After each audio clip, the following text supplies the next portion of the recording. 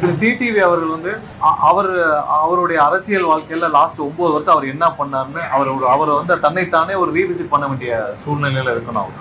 அவர் வந்து 9 வருஷமா என்ன பண்ணாரு, நான் வந்து துரோகி பண்ணி பழனிசாமியை வீழ்த்துவேன், நான் வந்து அதிமுகவை ஒன்றிணைப்பேன், அதிமுகவை கைப்பற்றுவேன், ஏதோ சொல்லிட்டு வந்தாரு. கடைசியில வந்து என்ன சொன்னாரு, நான் வந்து பழனிசாமியுடன் சேர்றதுக்கு பதிலா நான் வந்து அதுக்கு தூக்குள்ளே தொங்கிடலான்னாரு. இப்ப கடைசியில போய் அண்ணன் பழனிசாமியை முதல்வர் ஒரே ஒரு எம்எல்ஏ தூக்கிட்டு போய் அவர் கவர்னர் மாளிகையில நின்றுட்டு இருக்காரு.